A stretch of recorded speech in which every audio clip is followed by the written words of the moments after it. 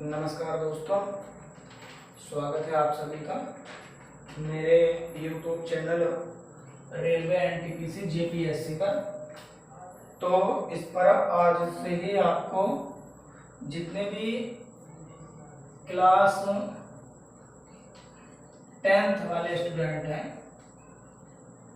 तो उन सबके लिए आज से मैंने वीडियो बनानी स्टार्ट कर दी है और यहाँ सिर्फ आपको 15 दिनों में, सिर्फ इन 15 दिनों में कंप्लीट मैथ करा दिया जाएगा और वो भी उसमें बहुत सारे क्वेश्चन कराए जाएंगे जो कि एग्जाम के लिए मोस्ट इम्पोर्टेंट क्वेश्चन है।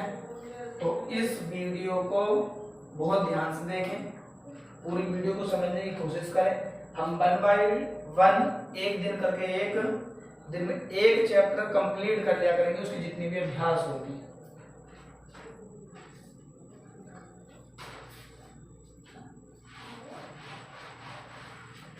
अब इसमें जो पहला चैप्टर आता है वो है आपका वास्तविक संख्याएं।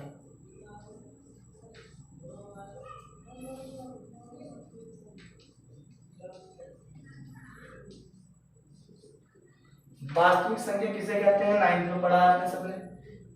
वे सभी नंबर जो 1 2 3 4 5 जितने भी हैं, अब ये चाहे जितनी प्राकृतिक संख्या है, चाहे वो 0 से स्टार्ट हो, इनमें चाहे वो सम संख्याएं हो, विषम संख्याएं हो, भाज्य संख्या हो, अभाज्य संख्या हो, धनात्मक पूर्णांक हो, ऋणात्मक पूर्णांक हो, परिमेय हो या अपरिमेय हो, सहभाज्य हो, इन सभी संख्याओं का जो समूह होगा वो कहलाता है वास्तविक संख्या। लेकिन हमें जो इसमें मेन याद करनी है, जिसका हमें ज्यादा जरूरी काम है हाई स्कूल लेवल पर, एक जरूरी है इसमें आपके लिए भाज्य संख्या और एक आपके लिए जरूरी है इसमें अभाज्य संख्या। तो भाज्य संख्या किसे कहा जाता है, तो वे संख्याएं जिनके 2 से अधिक गुणज या गुणनखंड हो वे कहलाती हैं भाज्य संख्याएं। जैसे कि इसमें आपकी आ सकती हैं 4 6 8 9 10, आगे कोई सी भी हो, यानी कि जो एक के अतिरिक्त और स्वयं के अतिरिक्त किसी अन्य संख्या से विभाजित हो जाती है, उन संख्याओं को भाज्य संख्या कहते हैं।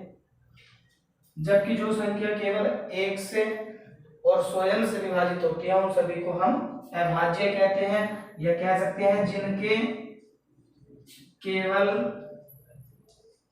2 गुणज हो या 2 गुणनखंड हो, यानी कि वे सिर्फ या तो खुद अपने पहाड़े लाएंगे या सिर्फ एक के पहाड़े लाएंगे। जैसे 2 3 5 7 11 13 17 19 23 29, इसी तरह आपको और मिलते हैं। अब इनके आधार पर जो आप पढ़ने वाले हैं फर्स्ट चैप्टर में, इन्हीं दोनों संख्याओं के आधार पर एक प्रमेय आपको मिलती है यहाँ पर, उसे जाना जाता है अंक गणित की आधारभूत प्रमेय। अंक गणित की आधारभूत प्रमेय। अब इस प्रमेय के अनुसार क्या होता है कि यदि कोई भी एक भाज्य संख्या हो, एग्जाम्पल के रूप में हमने उस संख्या को लिख लिया 140 140, तो ये 140 जो है कैसी संख्या है, भाज्य संख्या है, बहुत सारी संख्याओं से डिवाइड हो सकती है। अब हमने अगर इस 140 को गुणनखंड किए तो लास्ट में 0 है, हम शुरू में इसको 2 से भी डिवाइड कर सकते हैं, 5 से भी डिवाइड कर सकते हैं, तो ये 2 से हुआ 70 बार, फिर इसको हमने अगर 2 से डिवाइड किया तो कितनी बार हो जाएगा ये 35। अगर लास्ट में 5 को सबसे पहले उसको हर बार आप डिवाइड करें 5 से, और 5 से होगा 7 बार, और यहाँ हो जाएगा 7 बन जाए, तो यहाँ जो 140 को लिखा जाएगा इस भाज्य संख्या को, वो हम लिख सकते हैं 2 × 2 × 5 इंटू 7। अब ये सब गुणनखंड किस तरह के हैं? ये सारे के सारे जो गुणनखंड हैं वो है हमारे पास अभाज्य संख्या के रूप में। यानी कि एक भाज्य संख्या को, ये जो 140 भाज्य संख्या थी, इसको हमने किस रूप में व्यक्त कर दिया है? अभाज्य गुणनखंड के रूप में। तो प्रमेय का कथन क्या बनेगा इसका? इस प्रमेय के अनुसार प्रत्येक भाज्य संख्या को अभाज्य गुणनखंडों के रूप में व्यक्त किया जा सकता है, जबकि इन गुणनखंडों का जो क्रम होता है, इनका जो क्रम होता है वो अद्वितीय होता है। इस अद्वितीय का मतलब किससे होता है कि हम यहाँ इसको 2 गुणा 2 गुणा 5 गुणा 7 की जगह हम 7 गुणा 2 गुणा 5 गुणा 2 किसी भी गुणनखंड को कहीं भी लिख सकते हैं। सबकी गुणा करने के बाद हमें कितना मिलेगा? इसमें 140। तो ये वाला आपको इतना समझ में आ गया होगा। अब इस पे हमें जो करना है वो हमें अभ्यास बाय अभ्यास करने हैं। उसमें से हर टाइप के 1 या 2 क्वेश्चन मुझे कराने हैं, जबकि जितने क्वेश्चन मैं यहाँ लिख दूं वो सब आपको खुद से करने हैं। तो इसमें जो सबसे पहले क्वेश्चन आने वाला है, 3 नंबर का हर साल आपको मिलता है बोर्ड के एग्जाम में, वो मिलता है आपको सबसे पहला यूक्लिड विभाजन से। तो ये होता है यूक्लिड विभाजन द्वारा क्या होगा आपको कि यूक्लिड विभाजन द्वारा HCF ज्ञात करना। 2 या 3 संख्या, जितनी भी संख्याएं हैं उनका HCF ज्ञात करना। अब इनमें जो सबसे ज्यादा बार आने वाला सवाल है, तो इसमें होता क्या है?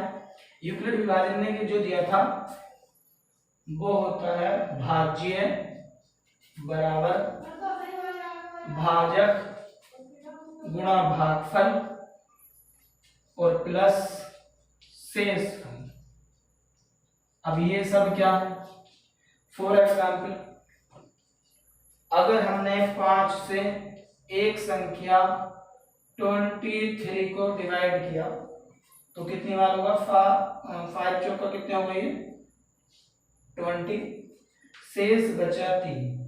जिस संख्या को डिवाइड किया जाता है उसे बोलते हैं भाज्य, जिससे डिवाइड करते हैं उसे हम बोलते हैं भाजक, जितनी बार डिवाइड किया जाता है वो कहलाता है उस संख्याओं का भागफल, और जो लास्ट में बच जाता है रिमाइंडर उसे हम बोल देते हैं उसका शेषफल। यानी कि लिखने का क्रम क्या होगा? भाज्य कितना था इसमें? 23 को डिवाइड किससे किया गया? 5 से। कितने टाइम डिवाइड हुआ? 4 टाइम, और प्लस कितना बचा था? 3। अब यूक्लिड विभाजन में क्या बताया गया था कि अभी हम जब तक यहाँ डिवाइड करते रहते हैं जब तक शेष 0 ना मिल जाए। अब हम इस क्रम को लगातार आगे बढ़ाएंगे। ये इसको लिखने का प्रारूप है जो आपको एग्जाम में लिखना है, वो सही तरीका ये है। अब क्वेश्चन कैसे करना है उसे ध्यान से देखिए एक बार।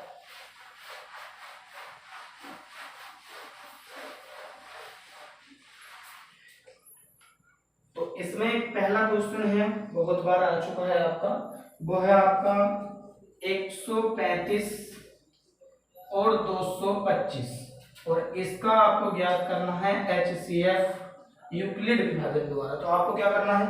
बड़ी संख्या को छोटी संख्या से डिवाइड करना है। अब 135 को से डिवाइड करना है पूरा पूरा। अब पूरा पूरा डिवाइड हो शुरू में कितनी बार है? केवल एक बार। यहाँ माइनस करने तो कितना बचेगा हमारे पास? 0, और यहाँ बचेगा 9। अब क्योंकि ये 135 से पूरा डिवाइड नहीं हुआ, इतना बच गया, तो ये 90 कहेगा जब जो काम तुझसे नहीं हुआ है वो काम इस 90 को करना। तो 90 क्या करेगा? वो उल्टा इसी को डिवाइड करना स्टार्ट करेगा। कितनी बार? फिर एक बार, और यहाँ शेष मिला हमें 45। अब जो काम 90 से भी नहीं हुआ उस काम को कौन करने वाला है? 45 इस 90 को डिवाइड करेगा, और कितने टाइम? 2 टाइम। तो इस काम को लास्ट में पूरा पूरा किसने कर दिया? 45 ने। तो इन दो संख्याओं का जो HCF आपको प्राप्त होगा क्या होगा? 45 होगा। और यही इसका HCF है और यही इसको करने का सही तरीका है। लिखना कैसे है आपको? सबसे पहले डिवाइड किया गया था 225 जो भाज्य के रूप में है। भाजक कितना था इसका 135, भागफल कितना प्राप्त हुआ था 1 और प्लस शेषफल कितना मिला था 90। द्वारा में भाज्य कितना मिला था हमें 135, यही वाला। फिर भागफल उसका भाजक कितना कहलाया था, ये जो शेषफल था 90 वाला। फिर 1 टाइम और प्लस शेष कितना मिला था 45। लास्ट में किसको डिवाइड 90 को डिवाइड किससे किया गया 45 से कितनी बार 2 बार और प्लस बचा था 0 और हमें इसका HCF जिससे सबसे लास्ट में भाग दिया जाता है जिससे शेष 0 प्राप्त होता है, पूरा पूरा डिवाइड हो जाता है, वो ही उन दी गई संख्याओं का HCF होता है। तो अब इसके जितने भी और सवाल है वो सब आप इजीली कर सकते हैं आसानी से। वो मैं लिख देता हूँ आपको कौन कौन से करने हैं, क्योंकि सब आपने पहले पढ़ा हुआ है तो ये आपका रिवीजन में है, इसलिए थोड़ा स्पीड से कराया जाएगा। जो 16 जून से वीडियो मिलेंगी आपको उसमें प्रत्येक क्वेश्चन शुरू से कराया जाएगा, पूरी अभ्यास कराई जाएगी, 1 बाय 1 सारे क्वेश्चन कराए जाएंगे। तो इसमें आपके लिए जो करने हैं आपको जो थोड़े इसमें अच्छे क्वेश्चन हैं और आते हैं तो वो आपको एक करना है 867 और 255 का HCF। सेकेंड आपको करना है 196 और 38220, इसको भी करना है। एक आपको करना है इसमें 130 और 420, एक आपको इसमें चौथा करना है 96 और 404 और एक आपको पांचवा इसमें खुद से कर लेना है 4052 और 12576। अब इन सबको आपको कर लेना है। इनका आंसर लिख देता हूं क्योंकि आप आराम से कर लेंगे इनको। इसका HCF आपको प्राप्त होगा 51, इसका HCF आपको प्राप्त होगा 196, यहाँ पूरा पूरा डिवाइड होगा 195 बार। इसका जो HCF मिलेगा वो आपको मिलेगा 10, इनका जो आंसर मिलेगा आपको वो मिलेगा 4 और इसका जो आंसर मिलने वाला है आपको वो भी मिलने वाला है 4। तो इन पांचों सवाल को आप खुद करेंगे और अब इसमें 1.1 में आपको सिर्फ इतना ही करना है पहले अभ्यास में, और इसमें जो भी क्वेश्चन आपको मिलता है वो 3 नंबर मिलने वाला है। अब सेकंड अभ्यास में आपको क्या करना है, जो अगले इसमें क्वेश्चन करने हैं, पहले चैप्टर में जितने भी क्वेश्चन आपको करने हैं वो मैं सारे इस पे लिख दूंगा, उन्हीं को करें, उनसे अलग आपको कुछ अतिरिक्त करने की ज्यादा जरूरत नहीं है, समय भी नहीं है, और उन्हीं में से कंप्लीटली पूरा पेपर आपको मिलने वाला है। सेकंड टाइप क्या है कि आपको बताया था मैंने अभाज्य गुणनखंड करना। तो सेकंड टाइप का क्वेश्चन वही है, कोई सी भी संख्या देगा, मान लीजिए आपको दे दिया उसने 5005 और इसको बोल देगा इसके अभाज्य गुणनखंड कीजिए। लास्ट में जब भी नंबर 5 हो तो हमेशा उसको 5 से ही डिवाइड करें अभाज्य संख्या में। तो 5 1 0 0 फिर एक बार। अब इसके बाद किससे होगा, हम इसे देख लेते हैं। 2 से नहीं हो सकता, 3 से होता तो योग नहीं हो रहा है इसका, 1 और 1 2, 3 5 के बाद किससे देखेंगे 7 से। तो 7 ही करना, 7 बचे 30, 7 चौक 28 और 7 या 21। आप किससे डिवाइड हो सकता, 7 से तो होगा नहीं, 9 से डिवाइड करेंगे नहीं, भाज्य संख्या है 9 के बाद 11, तो 11 ही करना, 11 बचे 3 हो जाएगा तो कर देंगे पूरा। और लास्ट में किससे होगा अभी, तो हमें जो मिलेगा, हमें लिखने का तरीका क्या होगा, एक भाज्य संख्या को अभाज्य गुणनखंड के रूप में 5 गुणा 7 गुणा 11 और गुणा 13, तो इस तरह कर देंगे। अब इसमें जो आपको अतिरिक्त अपने आप करने हैं वो आपको करना है 140 156 और एक आपको करना है इसमें 3825। आराम से आप इनके गुणनखंड कर सकते हैं। जब नेक्स्ट वीडियो में कराऊंगा 16 जून से तो इन सबके गुणनखंड करवाए जाएंगे आपको, पर अब ये आपको खुद से करने हैं। हर क्वेश्चन केवल आप जो पहले पढ़ चुके हैं उसको रिवाइज करा दिया जाएगा, तो थोड़ा स्पीड से होनी है, इसलिए ध्यान से देखते रहे और प्रैक्टिस इनकी लगातार जारी रखें। तीसरा क्वेश्चन आपको इसमें मिलता है, अभी तक HCF था, LCM भी निकालने के लिए आ सकता है गुणनखंड विधि से। क्वेश्चन क्या दिया गया वो आपको एक सवाल कर देता हूं मैं कि 26 और 90 का HCF तथा LCM ज्ञात कीजिए। वो आप किसी भी विधि द्वारा कर सकते हैं। और तथा साथ ही दे देगा तथा जांच कीजिए कि पहली संख्या गुणा दूसरी संख्या और बराबर HCF गुणा LCM। तो इसमें आपको क्या करना है, आप पहले 26 के फैक्टर कर लेंगे, जो भी बनते होंगे 13 दूनी 26। 90 के आप कर सकते हैं, तो 90 के आपके फैक्टर हो जाएंगे कितने, यहाँ पे आप 90 के अगर फैक्टर करेंगे तो आपको मिलेंगे 2 से हो गया 45, फिर 5 से हो गया 9 टाइम और 3 से हो गया यहाँ पे 3 टाइम। तो इसको किस तरह लिख लेंगे आप, 2 5 3 3। अब इसका जो आपको HCF मिला वो दोनों में क्या संख्या कॉमन है, केवल ये 2, तो HCF आपको मिला 2। और LCM में ये जो कॉमन था इसको तो लिखते ही हैं 2, साथ ही साथ सब लिखे जाएंगे, 13 भी 5 भी 3 भी और 3। बड़ी संख्या तो आप इसकी गुणा कर भी सकते हैं, नहीं हो तो नहीं कर सकते। 5 10 30 दिया हो गए 90 और 13 निमा कितने हो गए 170। ये मिल गया आपको इसका LCM। अब आप इसकी जांच कैसे करने वाले हैं, तो आपको इसकी जांच में वही जो आपको दिया गया है उसी को लिख लेना है। वो आपको इसमें दिया गया है पहली संख्या गुणा दूसरी संख्या बराबर HCF और गुणा में है आपका LCM। तो आप यहाँ पहली संख्या के रूप में कितना लिख लेंगे, 26 × 90 और इक्वल HCF था आपका 2 और LCM है 1170। आप इसकी मल्टीप्लाई सिर्फ एक तरफ करें, जहां भी करें दोनों सेम, जो आपको आसान लगता है उसकी कर सकते हैं। 2 0 0 2 7 14 2 1 3। अब अगर आप इधर भी गुणा करेंगे तो यही मिलेगा, ये मिला 9 6 54 9 2 18 और 5 23। और ये जो आपकी जांच होगी दोनों तरफ की वैल्यू इक्वल आनी चाहिए, वो आपकी जांच होगी यहाँ पे सत्यापित। तो ये आपको सारे सवाल बिल्कुल इसी मेथड से करने हैं, इसी तरीके से करने हैं, यही फॉर्मूला लगना। सिर्फ यहाँ पे आप गुणा किसी भी एक ही कर सकते हैं, दूसरी तरफ की ना करें। जो एक साइड का गुणा करके मिलता है वही दूसरी साइड का मिलना है, जहां की आसान हो उस गुणा को आप आराम से कर सकते हैं। अभी इस आधार में आपको जो करने हैं अगले सवाल को मैं लिख देता हूँ, 1 2 सवाल आपको अभ्यास के लिए जरूर करने हैं। तो उसमें आपको करना है एक सवाल 510 और 92।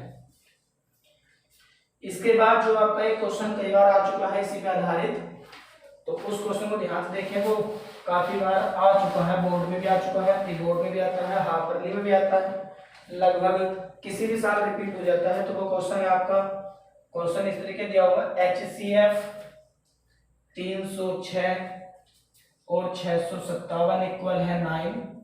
तो आपसे मालूम करेगा LCM 306 657 ज्ञात कीजिए।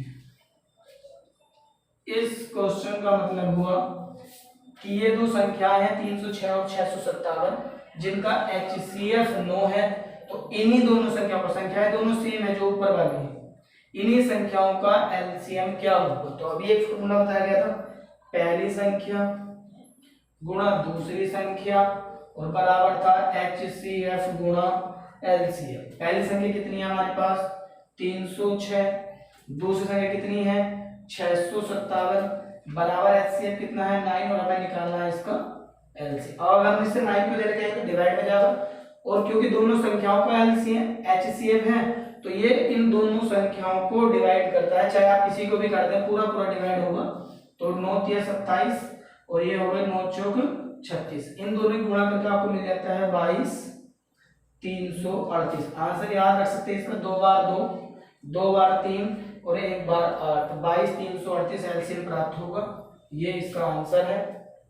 समझ में आ गया वाला सवाल भी। नेक्स्ट देखिएगा आप,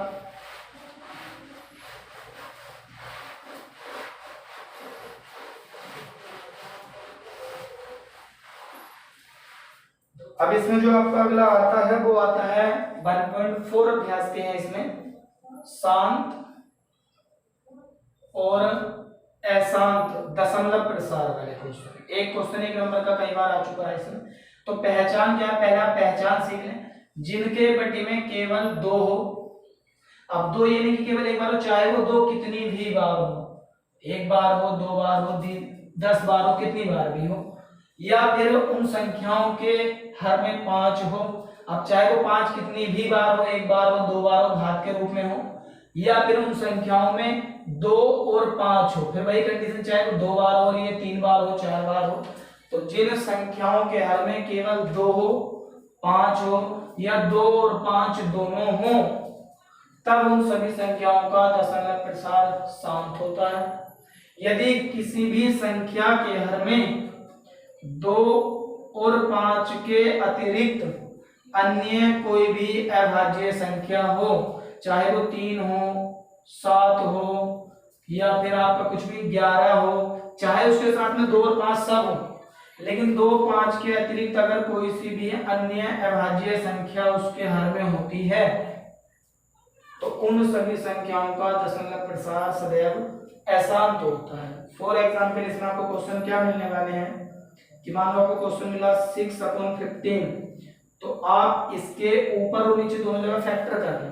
अब 6 को लिखा जा सकता है 3 × 2 और 15 को लिखा जा सकता है 5 × 3। अभी ऐसा लगे कि यहाँ पे बटे में 3 है हर में, तो ऐसा, लेकिन ये वाला 3 से 3 कटेगा तो हमारे पास केवल बचेगा 2/5, और 2/5 है। तो अब इसका दशमलव प्रसार कैसा हो गया, आंसर क्या लिखा जाएगा, शांत। अगर एग्जाम्पल अगर आपको मिला इसमें 35/50, तो आप चाहे पहले यहीं पे डिवाइड कर लें या गुणनखंड कर लें। ऊपर कितना होगा 5 7 जा, और नीचे 50 के हो सकते हैं 5 5 25 और 2 50। 5 से 5 कटेगा, क्योंकि अब यहाँ केवल हर में क्या रहेगा 2 और 5, तो दशमलव प्रसार कैसा होगा, इसका भी शांत होगा। हमें लिखा हुआ मिला 17/8, क्योंकि 17 ऊपर डिवाइड होगा नहीं, लेकिन 8 को हम लिख सकते हैं 2 दूनी 4 दूनी 8, तब भी दशमलव प्रसार कैसा होगा, इसका शांत होगा। हमें मिलता है अगर 29/343, तो 343 किसका घन होता है, 7 का, तो हम इसे लिख सकते हैं 29/7 की घात 3 भी लिख सकते हैं, या इसको हम 7 × 7 × 7, और क्योंकि बटे में 2 5 नहीं है, 7 है अपनी अभाज्य संख्या, तो आंसर हो जाएगा इसका अशांत।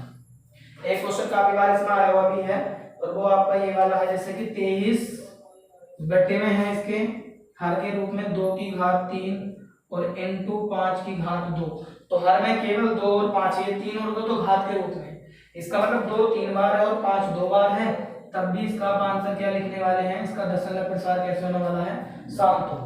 अब आप इसके आधार पर जो है आप कर सकते हैं, वो मैं लिख देता हूँ, जो से आपको करने हैं। आप सोल्व कर सकते हैं 15/1600 को, और आप सोल्व कर सकते हैं इसमें एक 61/455 को, और ये तो आप ऐसे कर सकते हैं अगर 129 और उसके बटे में अगर आपके पास है 2 की पावर 7, 7 की पावर 5 और 5 की पावर 7, तो आप इसका देख कर आंसर बता सकते हैं, क्योंकि 7 की घात 5 बार है, 7 5 बार तो ऊपर डिवाइड नहीं होगा, इतने सारे 7 है, तो 7 की वजह से इसका आंसर कैसा हो जाएगा आपके लिए, अशांत हो जाएगा। तो शायद आपको शांत अशांत पूरा समझ में आ गया होगा। इसका लास्ट टाइप का क्वेश्चन समझे आप,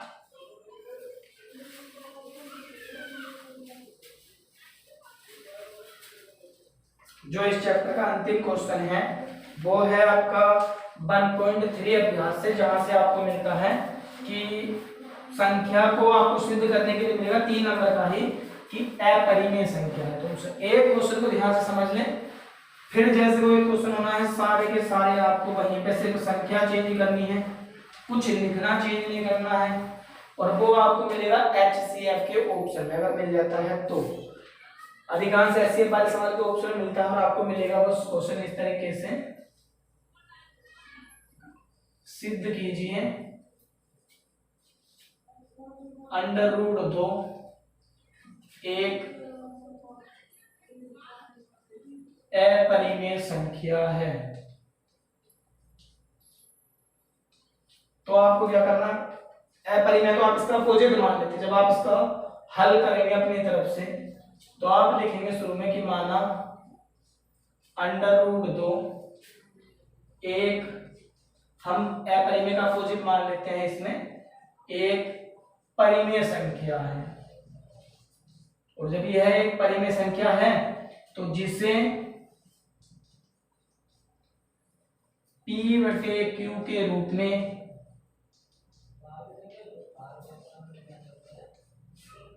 लिखा जा सकता है।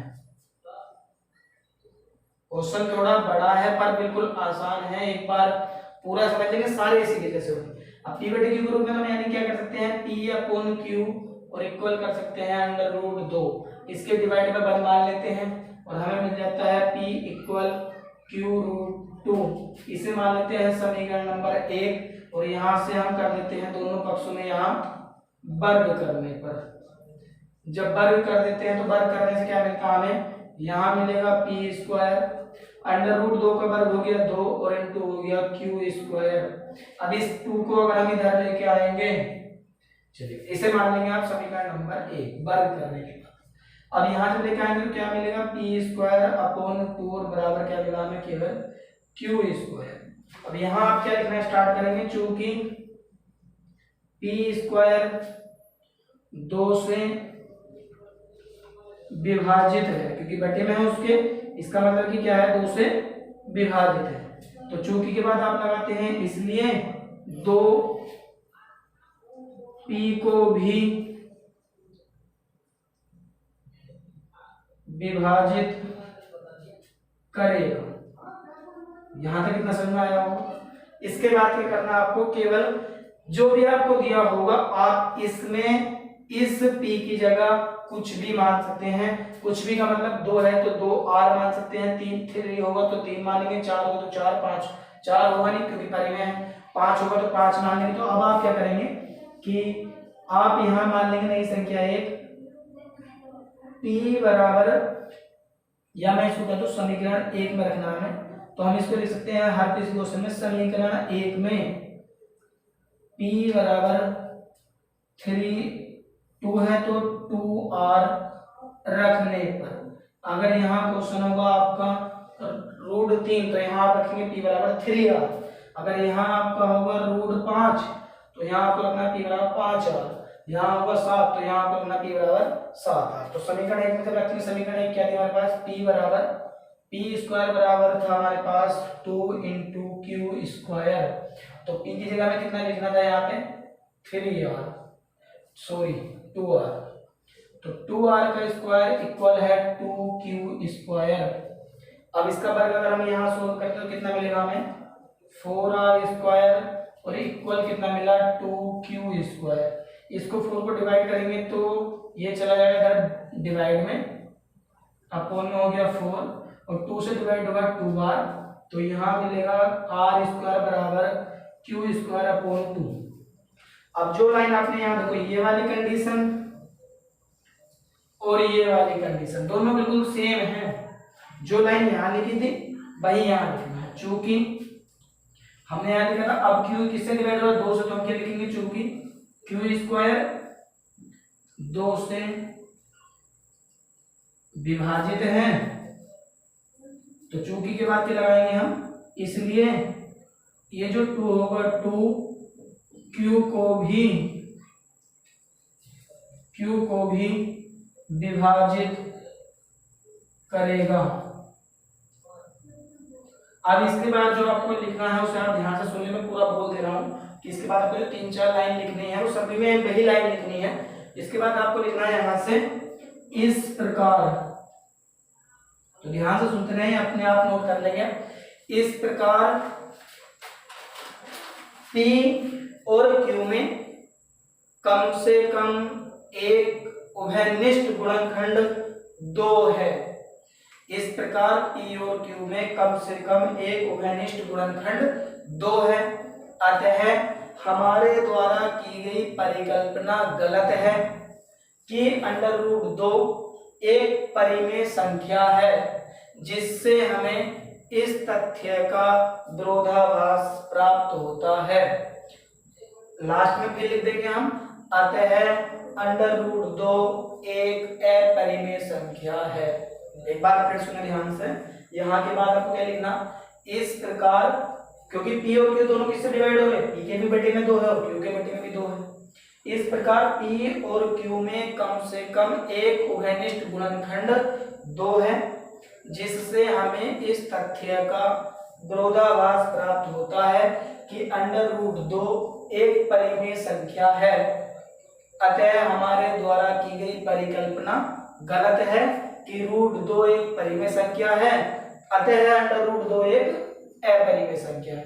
अब अगर यही आपको मिल जाता कि सिद्ध कीजिए अंडर रूट 3, तो आपको क्या चेंज करना था, यहाँ मानना था कि माना अंडर रूट 3 एक परिमेय संख्या है जिसे p बटे q के रूप में लिखा जा सकता है। तो हमने यहाँ जहाँ 2 था यहाँ क्या चलेगा, 3 चलेगा, तो यहाँ भी कितना हो जाएगा, q रूट 3 हो जाएगा। वर्ग करेंगे तो p बराबर भी यहाँ क्या मिलेगा, अंडर रूट 3 का वर्ग 3 मिलना है, और यहाँ वर्ग करके जब 3 का आएगा इसके डिवाइड में, तो यहाँ क्या चेंज होगा कि p स्क्वायर किससे होगा, इस बार 3 से विभाजित है, इसलिए 3 p को भी विभाजित करता है। और फिर हम करेंगे समीकरण 1 में p बराबर जहाँ 2r था उसकी जगह हम कर देंगे कितना, कि p बराबर यहाँ पे इस बार 3r रखेंगे। जब 3r रखेंगे तो यहाँ सब जगह हमारे पास 3 हो जाएगा, यहाँ पे हर जगह। तो जब यहाँ पर हम रखेंगे p बराबर 3r, क्योंकि यहाँ तो चल ही रहा था, ये हो जाएगा 3r रखने पर, तो यहाँ कितना होगा, 3 का वर्ग 9, यहाँ चल रहा आपका 3, और ये वाला भी यहाँ डिवाइड में आएगा, यहाँ पे 3 है, यहाँ हो जाएगा 9, और 3 से कितनी बार डिवाइड हुआ है, यहाँ फिर 3 बार, तो यहाँ आपको मिलेगा q स्क्वायर अपॉन 3। फिर आपको क्या लिखना पड़ेगा कि q स्क्वायर किससे इस बार 3 से विभाजित है, इसलिए 3 q को भी विभाजित करेगा। अब लास्ट लाइन फिर भाई, इस प्रकार p और q में कम से कम एक उभयनिष्ठ गुणनखंड 3 है, जिससे हमें इस तथ्य का विरोधाभास प्राप्त होता है। अतः हमारे द्वारा की गई परिकल्पना गलत है कि अंडर रूट 3 एक परिमेय संख्या है, अतः अंडर रूट 3 एक अपरिमेय संख्या है। लास्ट लाइन एक बार फिर सुनने ध्यान से, लास्ट में, इस प्रकार p और q में कम से कम एक उभयनिष्ठ गुणनखंड 3 है, जिससे हमें इस तथ्य का विरोधाभास प्राप्त होता है कि अंडर रूट 3 एक परिमेय संख्या है, अतः हमारे द्वारा की गई परिकल्पना गलत है। और लास्ट में लिख देंगे हम, अतः अंडर रूट 3 एक परिमेय संख्या है। तो आज की वीडियो में इतना ही, कंप्लीटली चैप्टर ये हो चुका है। बाकी और जो सेकेंड चैप्टर मिलेगा आपको कल बहुपद वाला, द्विघात बहुपद के वाला, उसमें आपके 3 अभ्यास हैं, तो वो आराम से कल 15 से 20 मिनट के अंदर कंप्लीट करा दी जाएंगे। और आप इन सब वीडियो को लगातार देखने के लिए YouTube चैनल पर रेलवे NTPC JPSC के नाम से जो चैनल है वहां इन वीडियो को देख सकते हैं। और आपको लगभग 15 दिन के अंदर अंदर कंप्लीट 15 की 15 अभ्यास करा दी जाएंगे। पूरा पेपर आपको इसी में से मिलना है। इन 80 नंबर के पेपर में आप इन 15 दिन की वीडियो में से कम आप सब 70 प्लस नंबर प्राप्त कर सकते हैं। और क्योंकि आपके पास 20 नंबर प्रैक्टिकल के हैं, तो टोटल स्कोर आपका 90 प्लस बहुत आराम से हो सकता है। सो प्लीज इन वीडियो को जरूर देखें और समझते रहें। तब तक के लिए धन्यवाद।